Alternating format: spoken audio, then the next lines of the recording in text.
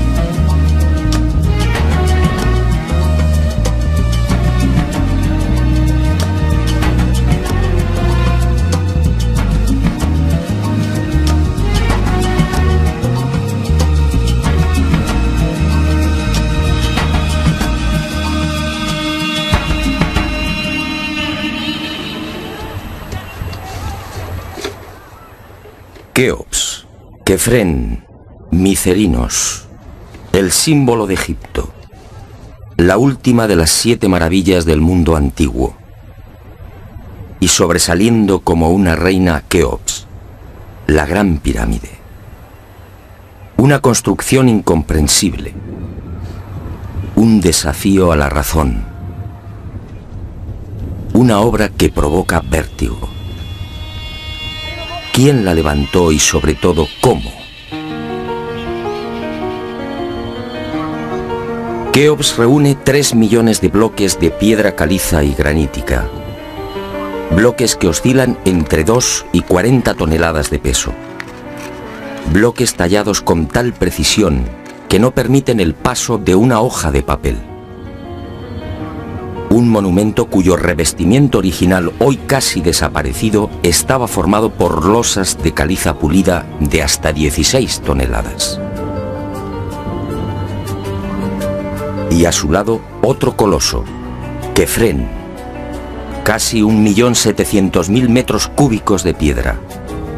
bloques idénticos a los de Keops, con un revestimiento original de caliza pulida y granito rojo de Asuán. En su base cabrían 7 campos de fútbol. Por último, Micerinos, la más modesta pero igualmente soberbia y desconcertante. Su altura equivale a un edificio de 20 plantas. Hoy la tecnología tendría graves dificultades para alzar y depositar esos bloques de piedra.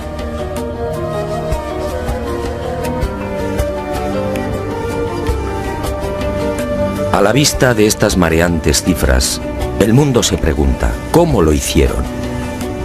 Para la arqueología oficial no hay duda. Las pirámides de Giza fueron obra de los faraones y se levantaron hace 4600 años. Los bloques fueron trasladados desde las vecinas canteras de Tura y Mojatán, a escasos kilómetros del Cairo, y encajados en los respectivos monumentos mediante el uso de gigantescas rampas. Rampas, dice la arqueología, por las que miles de obreros empujaban los bloques con el auxilio de rodillos de madera.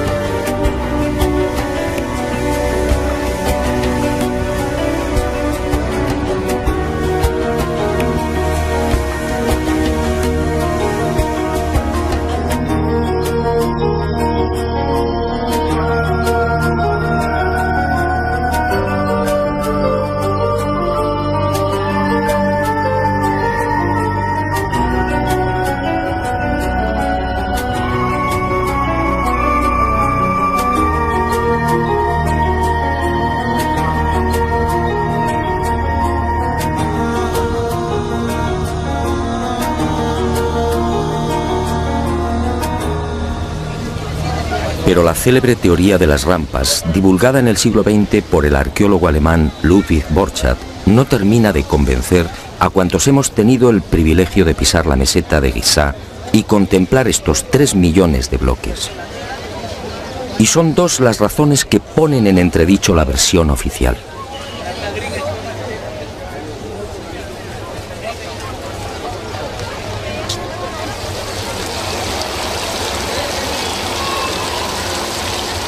Según los arqueólogos, la Gran Pirámide fue construida por Keops, el faraón que reinó entre los años 2590 y 2567 a.C.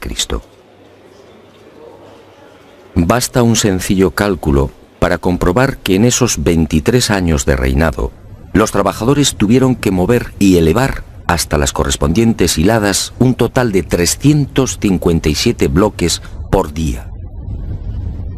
357 moles de piedra con pesos que oscilan entre 2.000 y 40.000 kilos. 357 gigantescos sillares en 12 horas. Es decir, un bloque cada 2 minutos. Por mucha mano de obra que pudiera reunir Keops, la empresa en cuestión resulta más que dudosa. Y no solo por el arduo problema de organización, sino sobre todo por las evidentes dificultades técnicas a la hora de izar y encajar estos monstruos de caliza, granito y mármol. Los arqueólogos más conservadores se defienden escudándose en lo escrito por Heródoto en el siglo V a.C. Según el padre de la historia, los bloques eran levantados de grada en grada con el concurso de una serie de máquinas formadas por maderos cortos. Esto, al parecer, fue lo que le contaron los sacerdotes durante su visita a Egipto. Pero la narración del escritor griego no constituye un punto de partida sólido y fiable. En el 450 a.C., cuando Heródoto recorre el Nilo, habían transcurrido 2000 años desde la supuesta construcción de la Gran Pirámide por Keops.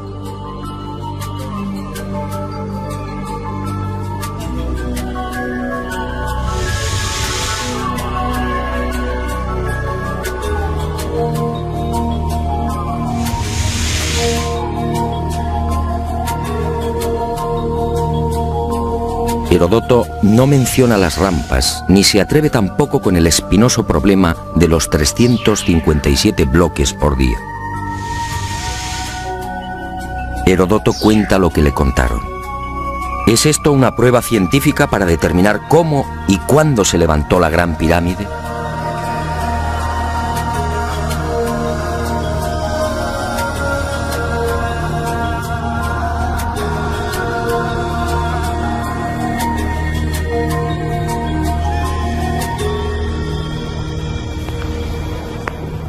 Pero existe una segunda razón de mayor calado que hace dudar de lo establecido por la arqueología.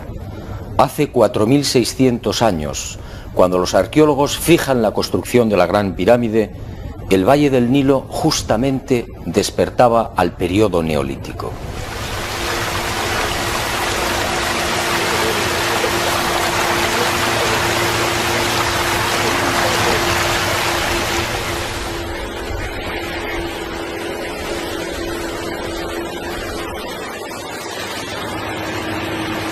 En otras palabras, tanto en el sur, en el Alto Egipto, como en las regiones del Fayum y del Delta Occidental, los habitantes malvivían en chozas de juncos y adobe. Se hallaban todavía en la Edad de Piedra, con un precario desarrollo agrícola y un incipiente pastoreo. Sus herramientas eran groseras, basadas principalmente en la industria lítica. Sería 3 siglos después, hacia el 2300 a.C., cuando estos pueblos entrarían en la Edad del Bronce. Y surge la primera gran contradicción. Si Egipto cambia la piedra por el bronce en el 2300 a.C. aproximadamente, ¿cómo pudieron levantar la Gran Pirámide 300 años antes? ¿Con qué herramientas? ¿Con qué clase de conocimientos? ¿Cómo explicar semejante salto cualitativo?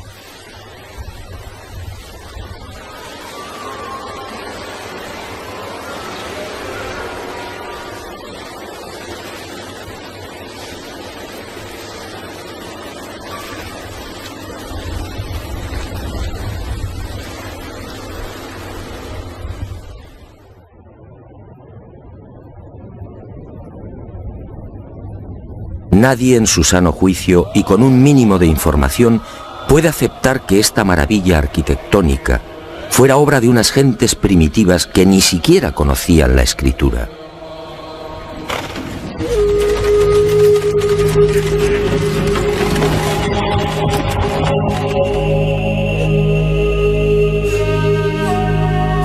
El testimonio de Heródoto, en efecto, deja mucho que desear. Hoy cualquier arquitecto o ingeniero comprende de inmediato las graves dificultades técnicas que debieron superar los constructores de la Gran Pirámide. Las cámaras, galerías y los mal llamados conductos de ventilación exigen unos profundos conocimientos matemáticos y arquitectónicos.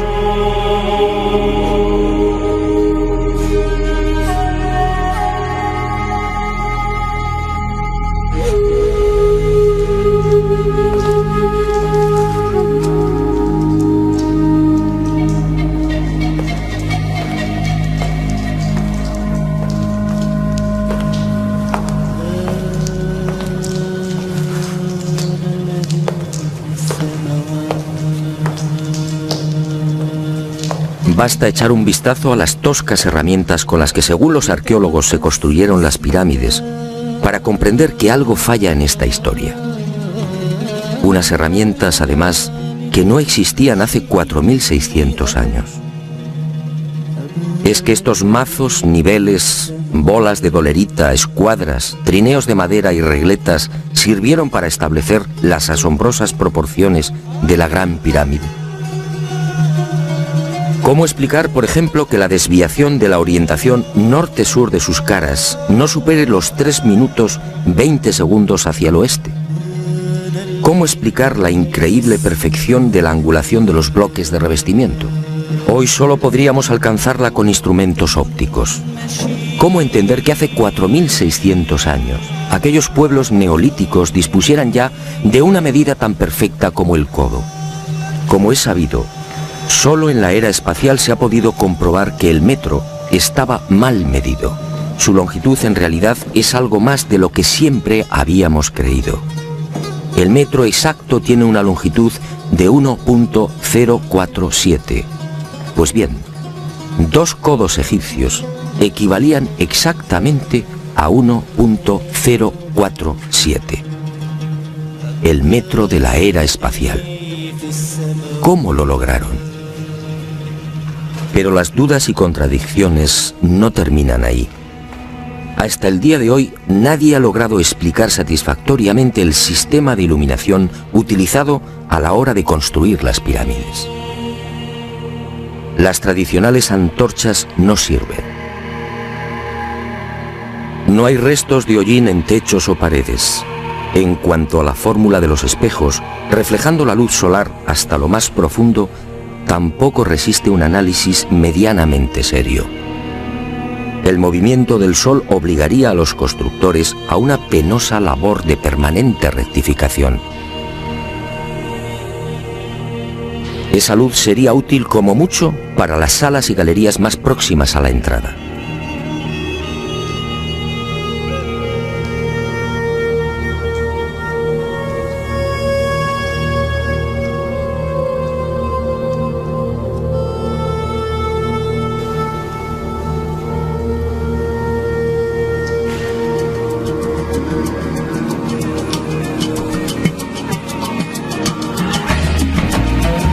Las explicaciones de los arqueólogos tampoco convencen cuando alguien pregunta por el método utilizado para cortar los enormes bloques de granito.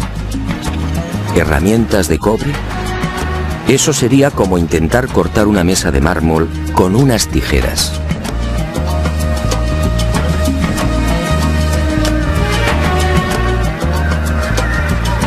Y otro tanto sucede con el asombroso y enigmático pulido de los vasos de diorita y granito. ¿Qué clase de taladro utilizaban para que la cara interior ofrezca el mismo pulido que la exterior? ¿Cómo lo lograban si por las bocas de estos panzudos vasos no cabe siquiera la mano de un niño?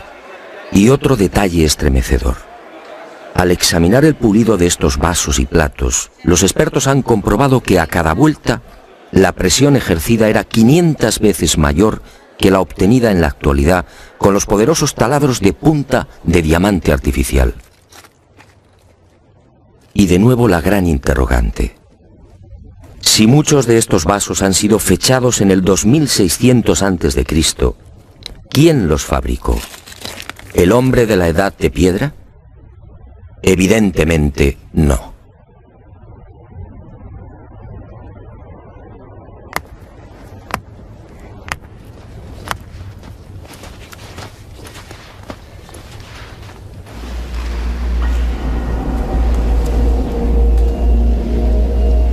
¿Y quién fue capaz de un pulido como el que presenta el supuesto sarcófago de la pirámide de Keops?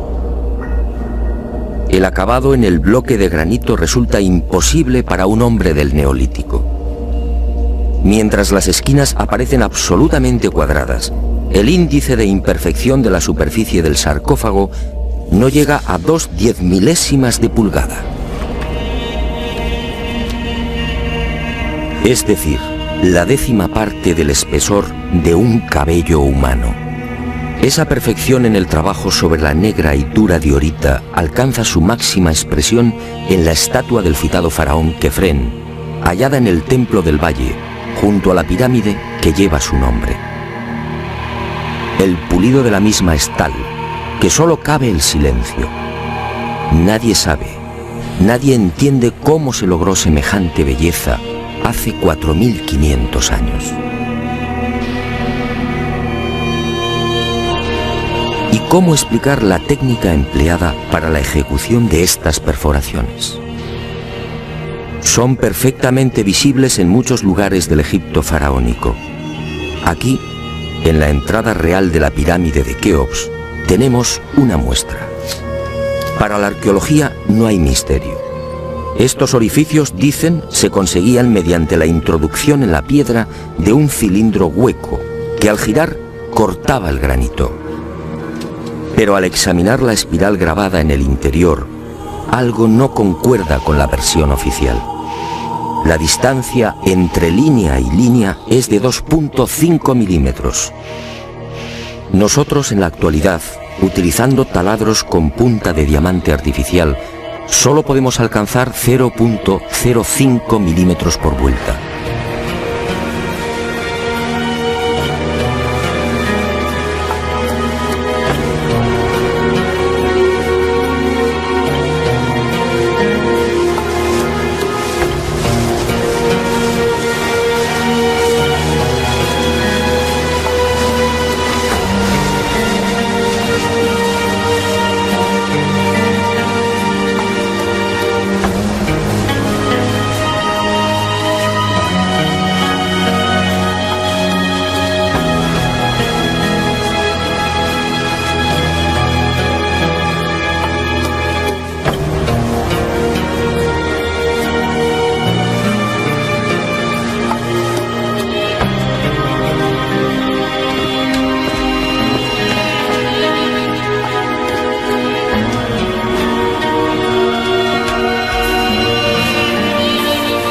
Cómo desarrollaban aquellos primitivos egipcios semejante presión y fuerza con un simple cilindro hueco.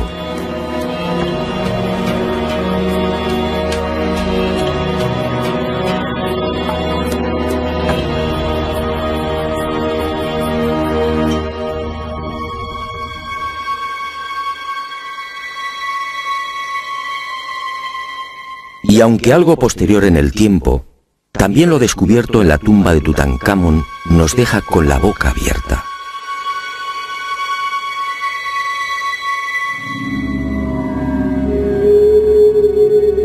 Cuchillos inoxidables, sandalias y manoplas de oro, una cama ergonómica, una cama con la parte de los pies más elevada, favoreciendo así la circulación sanguínea. ¿Cómo es posible hace 3.333 años? ¿De quién lo aprendieron?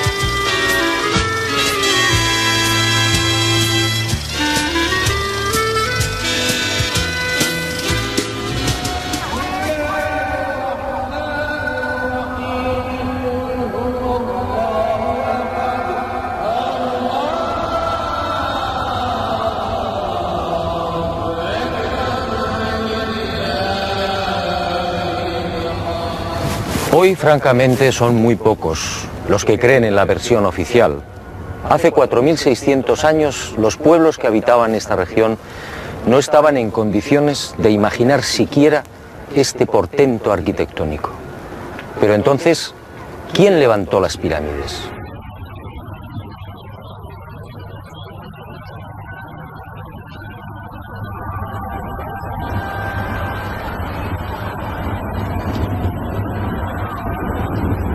Una primera pista aparece en esta estela de piedra. Una estela depositada en la sala 42 del Museo del Cairo y que muy pocos turistas se detienen a contemplar. La arqueología la denomina la estela del inventario. Se trata casi con seguridad de una copia de otro texto mucho más antiguo. En ella se lee un párrafo demoledor que deja sin argumentos a los arqueólogos. Dice así: el faraón Keops fundó la casa de Isis, señora de la pirámide, detrás de la casa de la Esfinge. ¿Señora de la pirámide? ¿Quiere esto decir que la Gran Pirámide ya existía cuando Keops llegó al poder?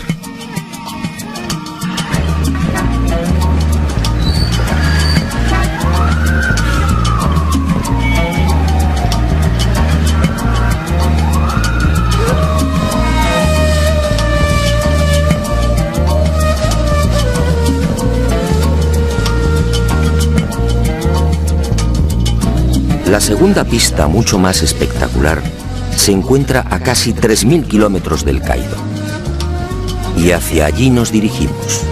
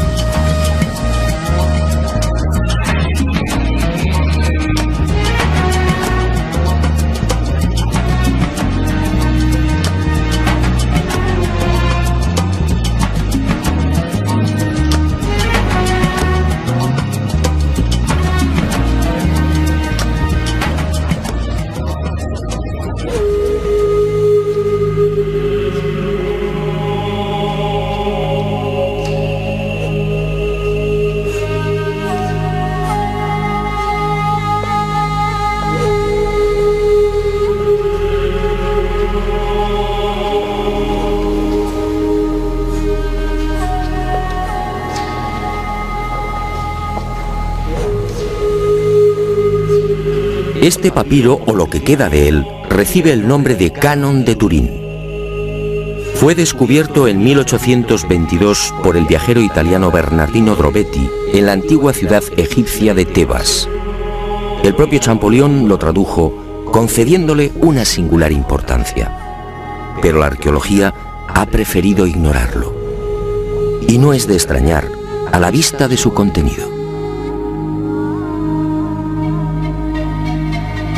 Esta escritura hierática procede de la época del no menos célebre Ramsés II, entre los años 1290 y 1224 a.C. Para algunos, el faraón que persiguió a Moisés. En total, 160 fragmentos correspondientes a 11 hojas escritas hace 3200 años y en las que se lee una extraña lista de reyes. Una lista de reyes egipcios imposible para la ciencia. Imposible, sí, porque de aceptar lo manifestado en este documento arqueológico, la cronología faraónica se vendría abajo. ¿Y qué dice este papiro de 1,70 metros de longitud? Sencillamente que en un lejano pasado, Egipto fue gobernado por unos seres mitad hombres, mitad dioses, que recibían el nombre de Sensuhor, los compañeros de Horus. La lista de estos misteriosos reyes sitúa el primer gobierno en el Valle del Nilo, no durante el faraón Menes hace 5000 años como afirma la arqueología, sino mucho más atrás en el tiempo, concretamente hace 11.000 años. Esta desconcertante y revolucionaria lista de reyes aparece ratificada en buena medida por otra historia igualmente despreciada por los arqueólogos. Me refiero a lo escrito por Manetón en el 240 a.C. Este sumo sacerdote recibió el encargo del faraón Ptolomeo II Filadelfo de escribir la historia de Egipto desde sus comienzos. Manetón tuvo acceso a la documentación depositada en el templo de On, en Heliópolis, y cumplió el trabajo. En los escasos fragmentos que se conservan de su obra, en especial en los recopilados por Eusebio, puede leerse algo insólito que, como decía, coincide en lo básico con lo relatado en el Canon de Turín.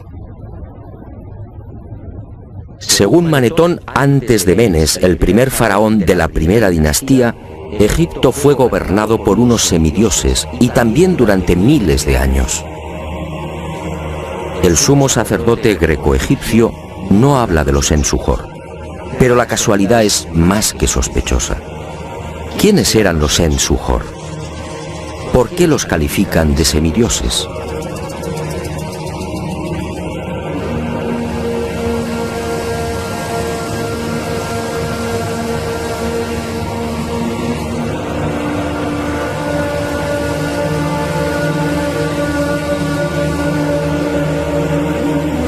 Para los arqueólogos más conservadores, los Sensuhor y la información suministrada por Manetón son pura fantasía. Y aparentemente tienen razón. Si Egipto fue gobernado hace 11.000 años ¿Dónde están las pruebas y los vestigios arqueológicos que deberían delatar a esas culturas? ¿O están ahí? ¿No será que la arqueología no los quiere ver?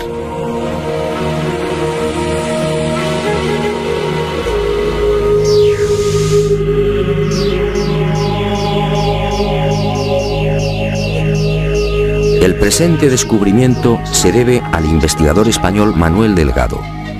Él fue el primero en percatarse de lo que guarda el nuevo Museo Nubio. Todo un hallazgo que ofrecemos en primicia y que una vez más nos hace dudar de la cronología oficial. Este huevo de avestruz fue descubierto en la tumba 96 del cementerio 102 en Nubia por el arqueólogo inglés Cecil Malaby Firth. El hallazgo tuvo lugar en 1907, pero dada su naturaleza, fue silenciado. Alguien dibujó sobre él y lo depositó junto al cadáver. Evidentemente se trataba de un objeto muy querido por el difunto. En una de las superficies pueden apreciarse los dibujos de un avestruz y algunas plantas. En la opuesta, oh sorpresa, otra escena imposible: el curso del río Nilo y las siluetas de unas construcciones muy familiares: las 3 pirámides de la meseta de Giza. El hallazgo de este huevo de avestruz no tendría mayor importancia, de no ser por un pequeño gran detalle. Según los investigadores, los restos humanos de la citada tumba 96 se remontan a la cultura Nagada I, es decir, alrededor de 7000 años. 7000 años. Algo en efecto no cuadra. Si la arqueología afirma que las pirámides de Giza fueron levantadas hace 4600 años, ¿cómo es que aparecen dibujadas en una sepultura de hace 7000? Pero las pruebas que apuntan a un pasado mucho más remoto de lo que pretende la egiptología no terminan ahí. En 1991 volvió a encenderse la polémica. Esta vez el protagonista fue Abu el-Hol, el padre del terror, nombre dado por los naturales de la región a la mítica esfinge.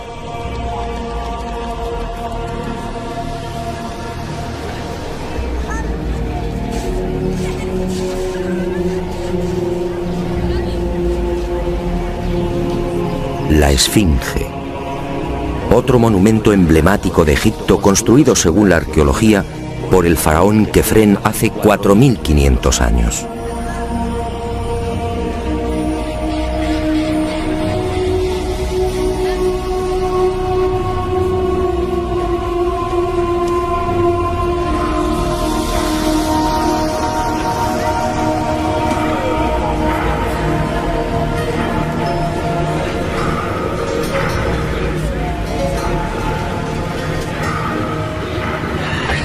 Lo que hoy podemos contemplar tiene escasa relación con la estampa original.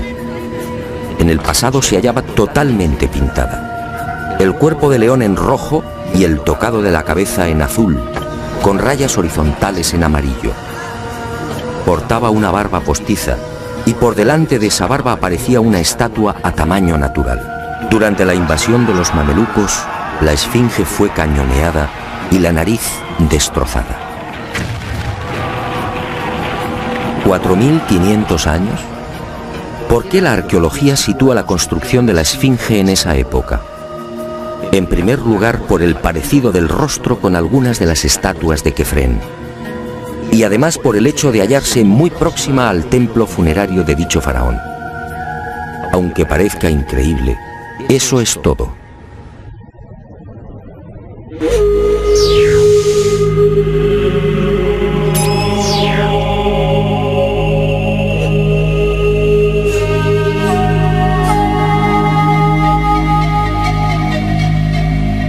Y en 1991, como decía, los arqueólogos fueron arrinconados de nuevo contra las cuerdas.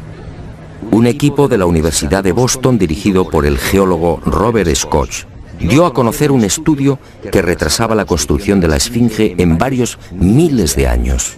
Mediante la utilización de ondas sonoras y micrófonos especiales, Los geólogos norteamericanos exploraron las rocas que forman parte de la Esfinge. El resultado fue asombroso.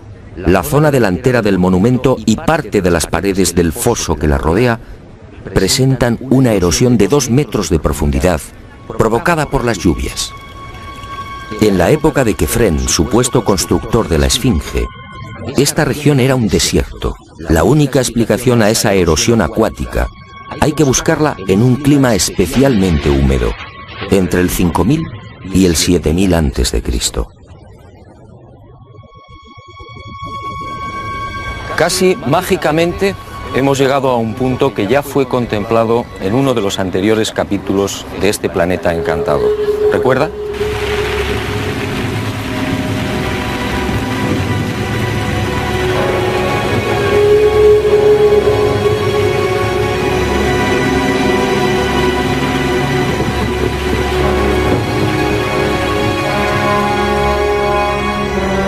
Al hablar del Gran Jardín, pudimos comprobar cómo todo el norte de África, hace unos 12.000 años aproximadamente, se vio sometido a un dramático cambio climático. En otras palabras, la Universidad de Boston acertó.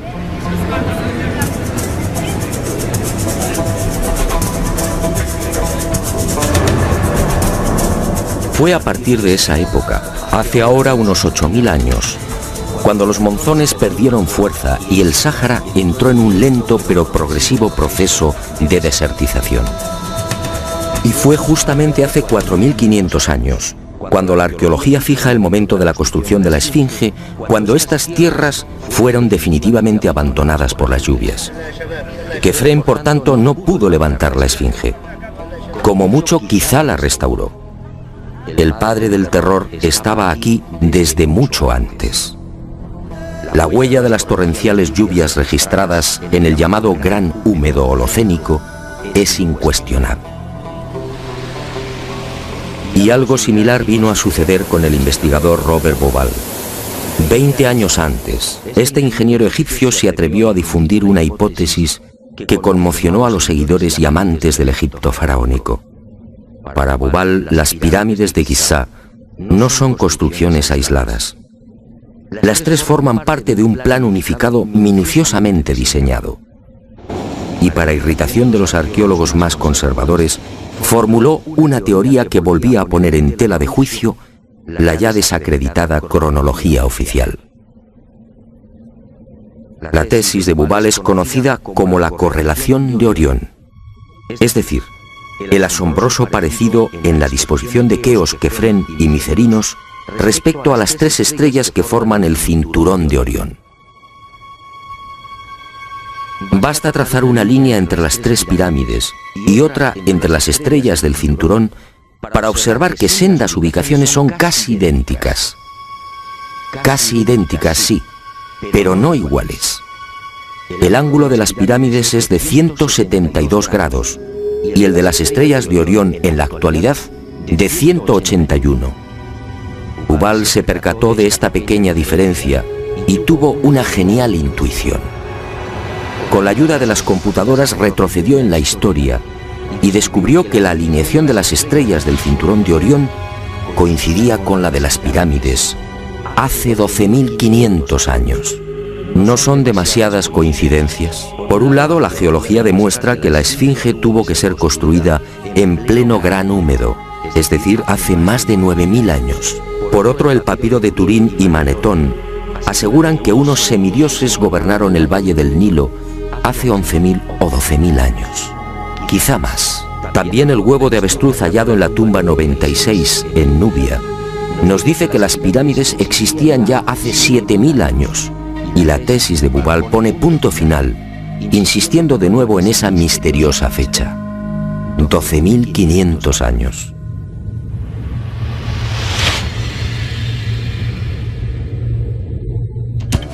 Si 3 indicios constituyen una prueba, ¿qué podemos pensar cuando al menos se contabilizan 5? 5 indicios, sí, de momento.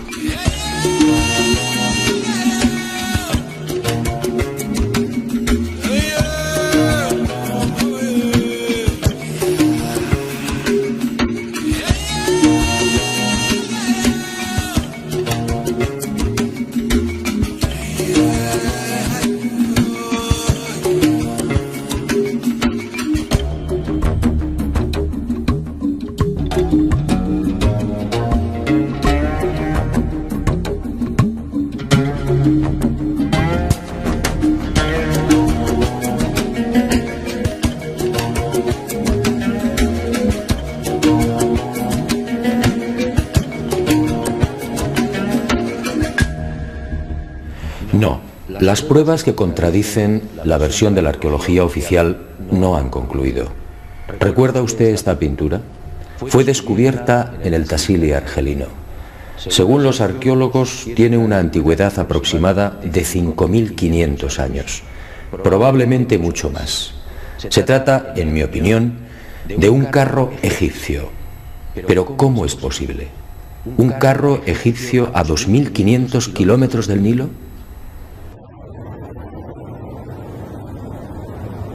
¿Un carro egipcio antes de que existiera Egipto? Si la arqueología dice que el primer faraón de la primera dinastía empezó a reinar 4.920 años antes del presente, ¿cómo explicamos esta pintura, datada mucho antes? No fue la única. En mis investigaciones por el Sáhara pude descubrir cientos de ellas. En 1982, una síntesis de los trabajos de Henry Lott sacaba a la luz un total de 600 carros pintados o grabados. A estos hay que sumar otros 400, distribuidos por Mauritania, Marruecos, Argelia, Libia, Mali y Níger. Más de 1.000 carros pintados o grabados a 2.000, 3.000 y 5.000 kilómetros del Nilo. ¡Qué extraño! Carros y conductores típicamente egipcios. Perfiles, tocados y vestiduras son elocuentes. Carros y personajes egipcios en el corazón del Sáhara.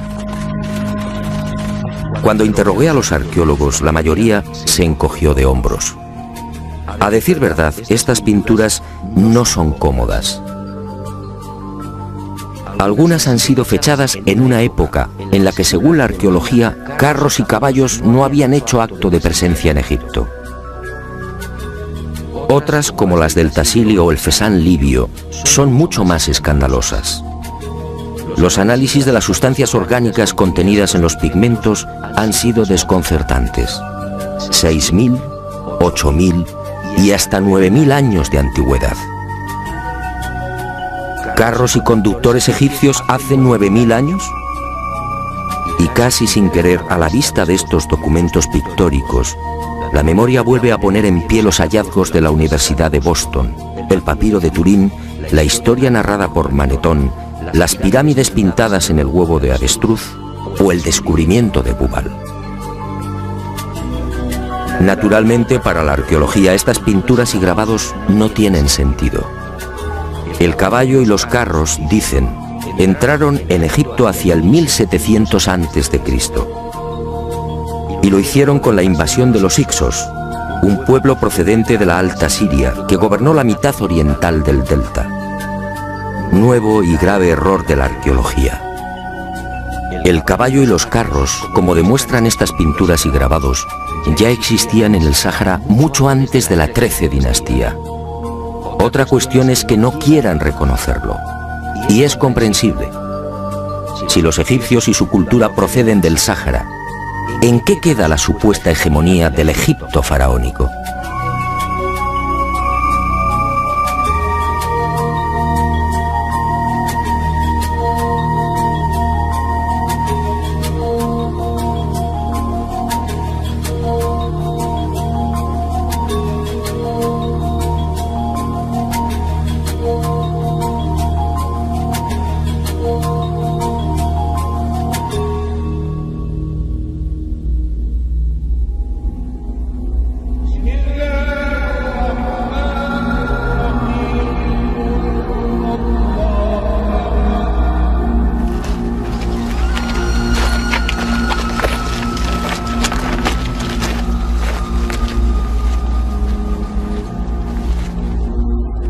Pero las imposibles pinturas egipcias en el Sáhara, a 2.500 kilómetros del Nilo, no se limitan a carros al galope. Otras, para desconcierto e irritación de la arqueología, presentan escenas muy diferentes. Ofrendas. Personajes adornados con el ureus, la serpiente sagrada sobre las cabezas. Barcas igualmente egipcias. Vestimentas similares a las que lucen faraones y sacerdotes. Individuos de perfil al más puro estilo egipcio. pinturas todas ellas muy anteriores al Egipto faraónico.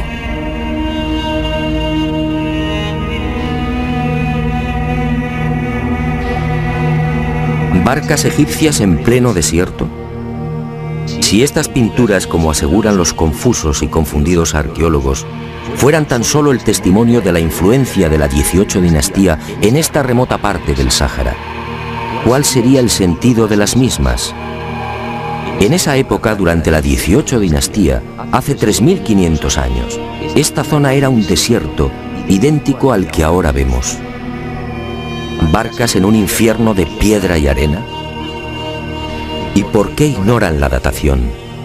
Si estas pinturas se remontan a 9000 años, entonces las barcas sí están justificadas. En esa época, como se recordará, el Sáhara era un jardín, con ríos tan anchos y caudalosos como el actual Amazonas. Pero las extrañas coincidencias van más allá. En esta tumba, a lo largo de más de 120 metros, hace 3100 años, Ramsés III mandó pintar lo que se conoce como el Libro de las Puertas, una especie de cartografía del más allá, una síntesis de la religión del inframundo, la religión del río infernal, la religión que partió del Sáhara y que posteriormente, con las migraciones, apareció entre los guanches, los íberos y los etruscos. ¿Casualidad?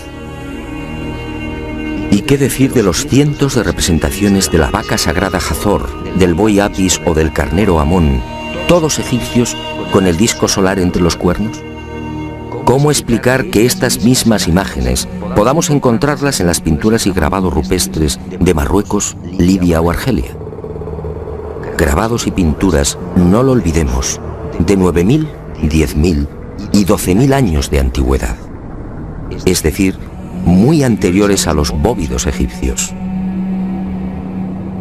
Para el que lo quiera ver, está muy claro. El dios Sol o Amón-Ra de los egipcios, el Achamón de los guanches o el Baal-Jamón de los fenicios tienen un origen común: el profundo y olvidado Sáhara.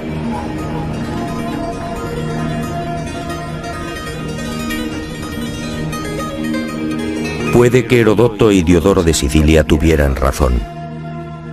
Egipto, el Egipto faraónico, fue obra de los dioses. Ha llegado el momento de ser valiente. Para mí, hace 9000 o 10000 años, quizá más, alguien no humano descendió en el gran jardín, en el Sáhara Azul, y puso en marcha una gran cultura. Una civilización intuida en una lengua, una religión y unas costumbres comunes.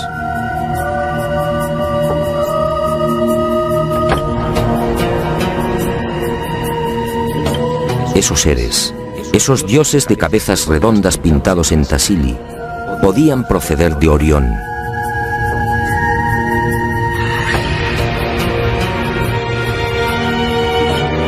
Y ellos o sus descendientes levantaron estas magníficas e imposibles construcciones.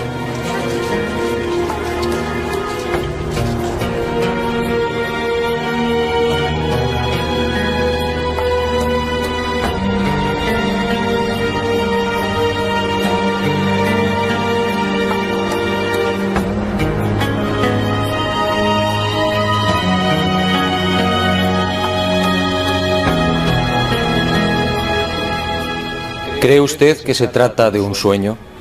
Schopenhauer decía que toda verdad, al nacer, es ridiculizada y perseguida. Demos tiempo al tiempo. Algún día el hombre se verá obligado a escribir de nuevo la historia.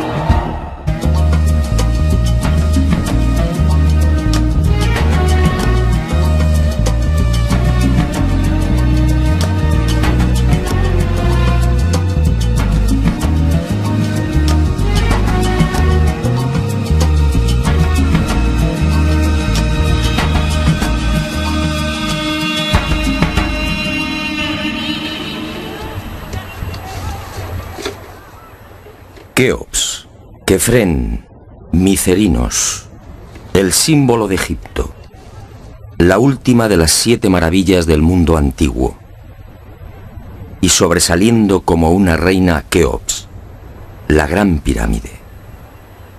Una construcción incomprensible, un desafío a la razón, una obra que provoca vértigo. ¿Quién la levantó y sobre todo cómo? Keops reúne 3 millones de bloques de piedra caliza y granito.